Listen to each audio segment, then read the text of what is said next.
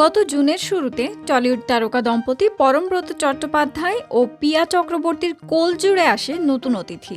এতদিন শুধু ছেলের হাত পায়ের ছবি শেয়ার করলেও এবার পিয়া নিজের সামাজিক যোগাযোগ মাধ্যমে ছেলের পূর্ণ ছবি প্রকাশ করেছেন। ছেলের নাম এখনো প্রকাশ না করলেও পরমব্রত আদর করে ডাকেন জুনিয়র।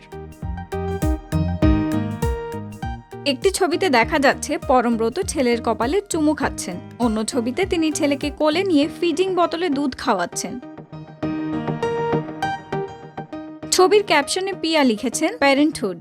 এই মন ছোঁয়া ছবিতে নেটিজেনরা ভালোবাসায় ভরিয়ে দিয়েছেন মন্তব্য বিভাগ।